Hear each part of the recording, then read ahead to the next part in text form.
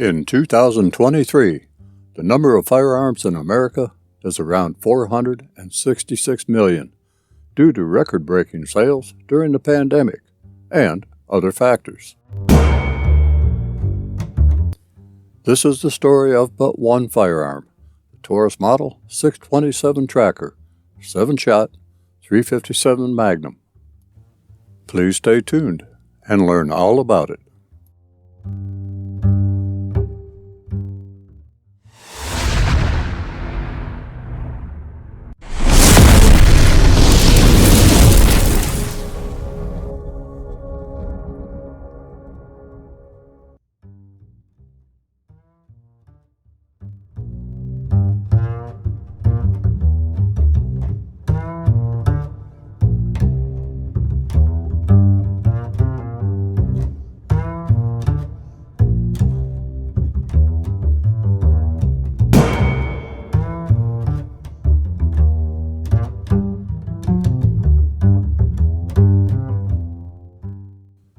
Before I roll the specifications, I would like to thank my good friend John at Hilltop Pond in Snellville, Georgia, for loaning me this fine specimen to review. If you are in the Snellville, Georgia area, be sure to check out Hilltop Pond. They are a fine bunch of folks there, and if you mention my name, they just might give you a free escort out the door. Just kidding. Now, let's get to the specifications.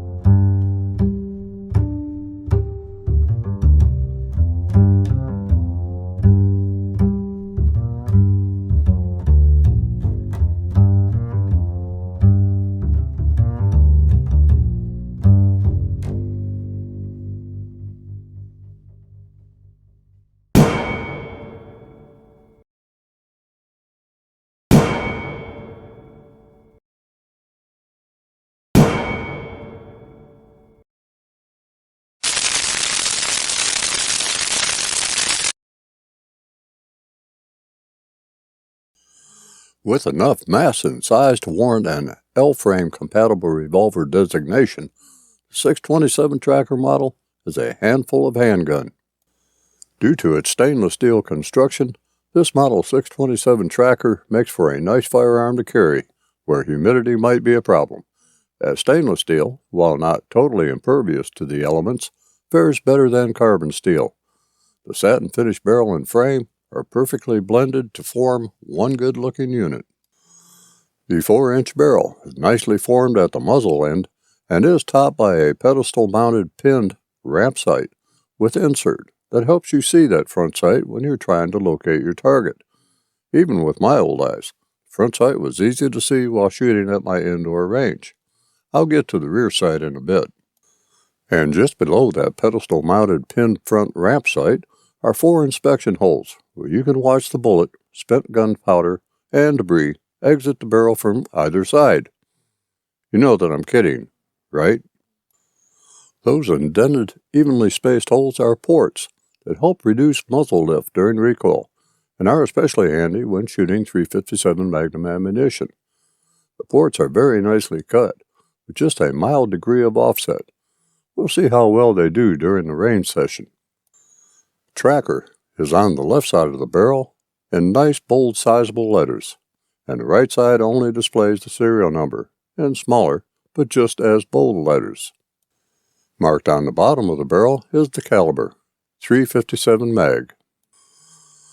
The Model 627 Tracker feels nicely balanced in the hand with a full complement of 7 rounds chambered. With snub-nose revolvers, like a 2-inch version, I always felt that I did not have enough barrel, and with a 6-inch version, felt that there was too much barrel. Now I find that a 3-inch version is a nice trade-off between a 2-inch and 4-inch barreled version, but I find that a 4-inch version carries better for me. More on carry later in the presentation. The barrel features a full shroud that protects the ejector rod from damage, while the styling is mimicking my favorite Smith & Wesson revolver, the 5.86/6.86 L-frame. Following the top of the barrel to the rear, you can see that the barrel seems to be indexed properly with the frame. Improper indexing is sometimes an issue, even with more expensive and higher quality revolvers. Following the top strap to the rear is a nice fully adjustable, flat-faced rear sight. The rear sight is plain with no outline. It is adequate for combat use, and the top edge of the front sight just nestles into the rear sight notch. Just below the top strap of the frame is the cylinder, so let me tell you about that. The Model 627 Tracker revolver is a 7-shot unit. Those 7 shots can be of 38 Special, 38 Special plus P, and 357 Magnum. The cylinder, also a matte stainless steel, locks up tightly with the usual side play being evident. I don't know of a revolver cylinder that does not have side play, and a Model 627 Tracker is no different.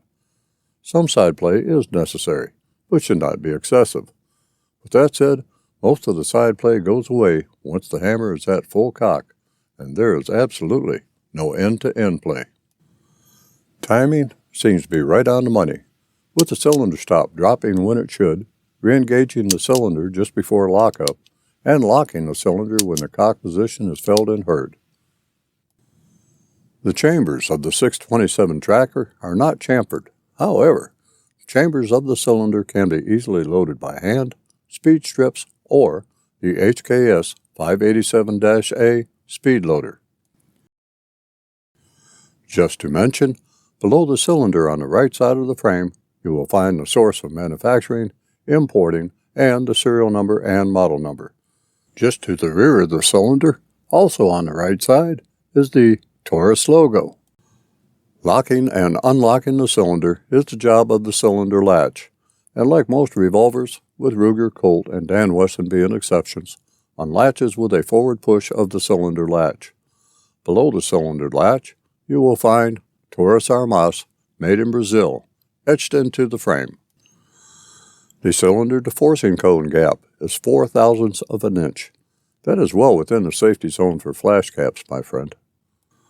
The cylinder locks up at 3 points: the locking lug at the rear that is operated by the cylinder latch, the bottom locking lug, and a spring-loaded crane locking lug.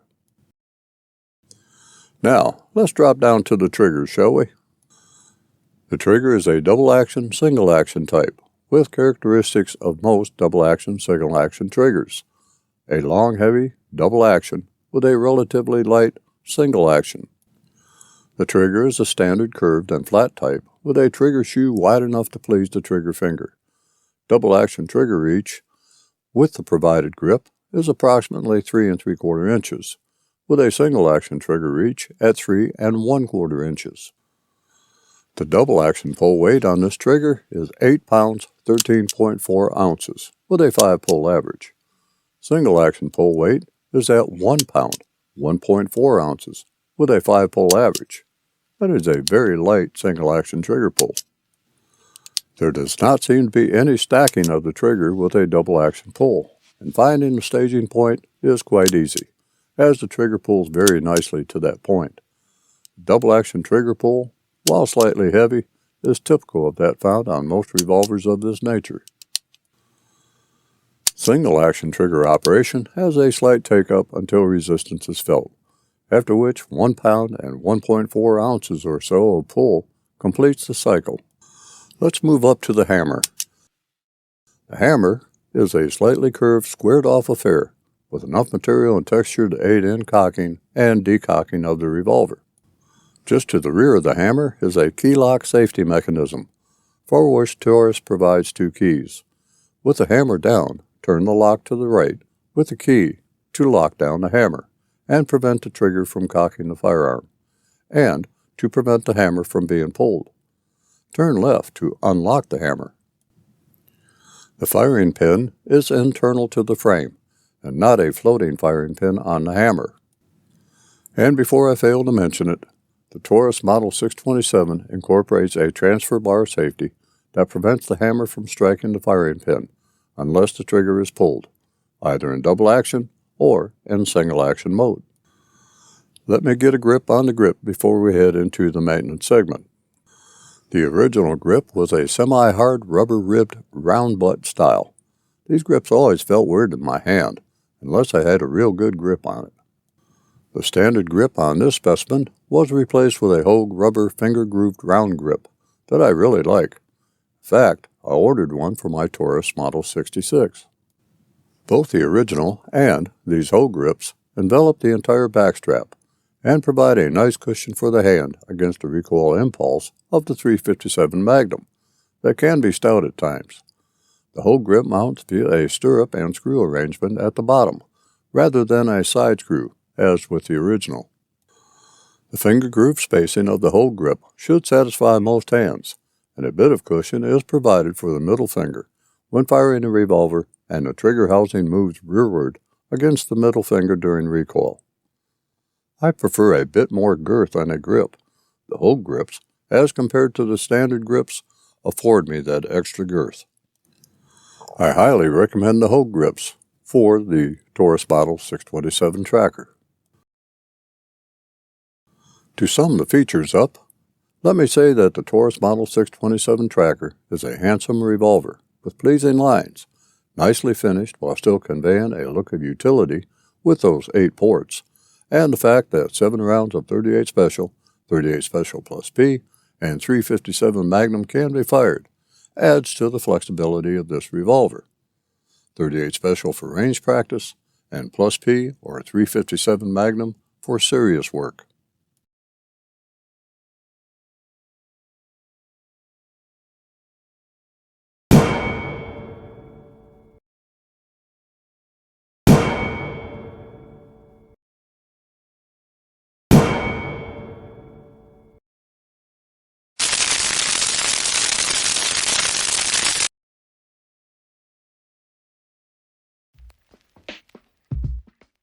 One, the firearm may be cleaned and lubricated under normal conditions without the need of any disassembly. Do not disassemble the barrel. 2. In special conditions, such as repairs, when disassembly is necessary, it is recommended the firearm be returned to the factory or sent to a qualified gunsmith or to the importer. 3. In order to keep a gun in perfect condition, it must be kept clean and covered with a slight film of good quality oil to prevent corrosion. This is especially necessary after use. 4. For normal cleaning of firearm not used or kept in storage for some time, it is necessary to rub it with a lightly oiled cloth. In the same way, proceed with the bore of the barrel. The barrel should be clean and left free of debris. The excess oil must be removed, but a thin protecting film should remain. Also, the dust should be removed from all crevices with a small, clean brush. 5. For cleaning after shooting, it is of special importance that all residues of powder be removed from barrel and other adjacent areas subject to such deposits, using an appropriate brush. If particles of lead are detected in barrel, they must be scrubbed with a brass brush, drenched with oil. Once cleaned, lubrication should be done as above described. When shooting more than 200 rounds in a row, your firearm should be cleaned before further shooting. 6. Do not keep handguns in contact with materials that attract moisture or possess a certain degree of acidity, or in environments with great variation of temperature or of humidity. Avoid the use of holsters of cloth or of any other material that can retain moisture. 7. If the firearm is to be stored for a long period of time, extreme care should be taken with metal surfaces, in order to protect them against corrosion.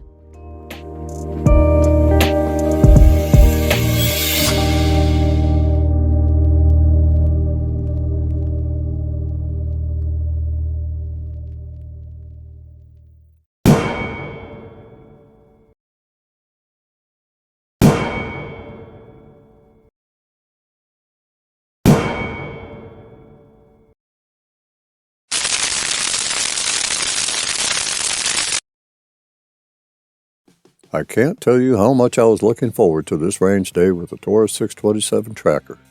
No, wait, I can tell you. I was really looking forward to this range day with the Taurus 627 tracker. I wanted to see how those 8 ports at the end of the barrel would have an effect on recoil and muzzle rise. There has been claimed to be a slight decrease in muzzle velocity with a ported barrel, but are we talking about enough to really disrupt things? I think not. With a 125 grain JHP Federal bullet running out of the muzzle at somewhere around 1,450 feet per second, I really don't think that a few pounds of loss will matter. I just ran with what I had on hand for 38 Special Plus P, and 357 Magnum.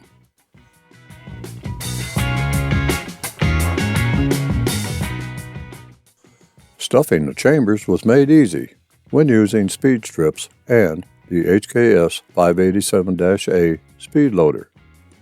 So, let's see how the Taurus 627 tracker and I are pairing up at the range, and I'll let you know what ammunition I am using when.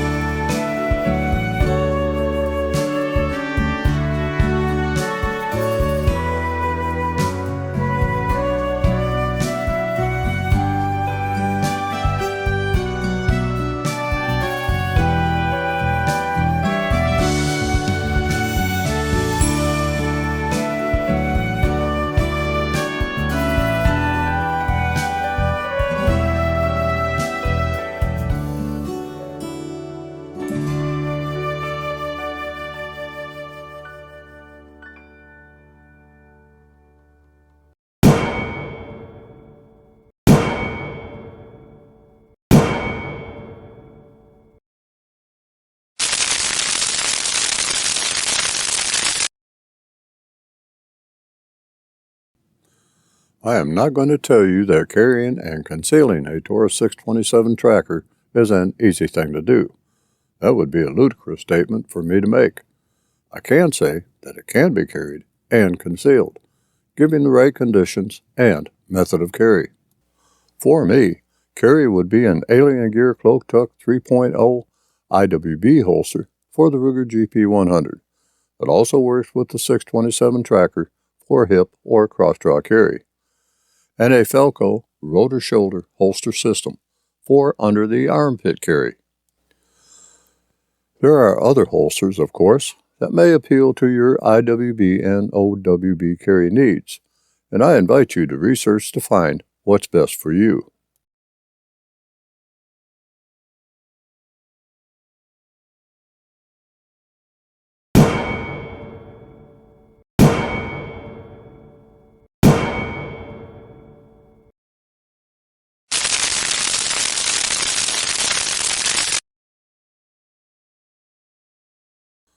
The Taurus 627 tracker is an excellent revolver.